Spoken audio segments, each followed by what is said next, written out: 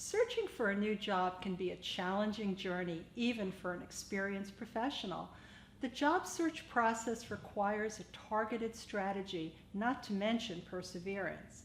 Here are some strategies to help you navigate the job market and increase your chances of landing your dream job.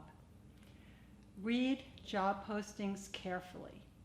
I really don't understand this, but I've opened far too many resumes where the candidate's background and skills had little connection to the requirements for the position I needed to fill. These individuals were operating on the assumption that a spray and pray strategy eventually pays off. It doesn't. Your experience and skill set don't need to check every box, but you shouldn't apply unless you meet at least 75 to 80% of the requirements. Otherwise, you're setting yourself up for an automated rejection email. By the way, LinkedIn is a great source of job postings. You'll discover how long the job was posted, how many others have applied for it, and how you compare to the other candidates. I prefer to Indeed, ZipRecruiter, or any of the other job boards.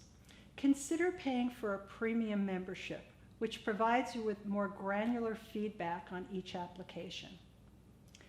Write a human voice resume. We'll cover the elements of your resume in another video, but keep in mind that a resume is a marketing tool. You're marketing yourself to the employer as the best candidate for the job with the greatest potential for success. A successful marketing strategy requires making a personal connection with the person reading your resume. For that reason, you should write your resume in the first person, or what's known as a human voice resume. Use the pronoun I instead of referring to yourself in the third person. In other words, imagine that you're talking to the hiring manager. Join LinkedIn. If you want to get a job, you need to be on LinkedIn. Not only do recruiters and hiring managers use LinkedIn to identify the best candidates for their job openings, but the platform provides unlimited opportunities for networking that I'll discuss in a separate video. You need to be on LinkedIn in order to avoid getting lost in ATS hell. Let's say you're looking for a position as a senior financial analyst in the New York City metro area, and you've identified an opening at a large global company. Most companies will direct you to their website to apply, which means that your resume will be vetted by the ATS, or Applicant Tracking System, a notoriously unfriendly software application that spits out perfectly good candidates for lack of the right keywords. And this is still true despite improvements to artificial intelligence. That's why your job search will benefit from talking to actual human beings at the company. So here's the strategy. Go to LinkedIn and type the company name into the search bar at the top of the page. Then click on People. You'll see pages of profiles for employees at the company. Focus on the profiles that have the term second after the name.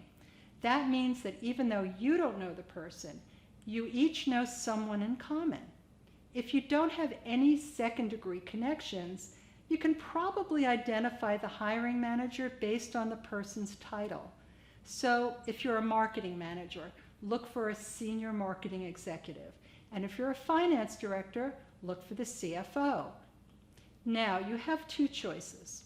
Either contact the person directly, or ask your second-degree connection to forward your resume to the hiring manager. Mention the position you're applying for. If you're contacting a second-degree connection, mention the connection you have in common and respectfully ask them to forward your resume to the hiring manager. If you've identified the person who's most likely the hiring manager, briefly explain why you believe you're a qualified candidate and attach your resume.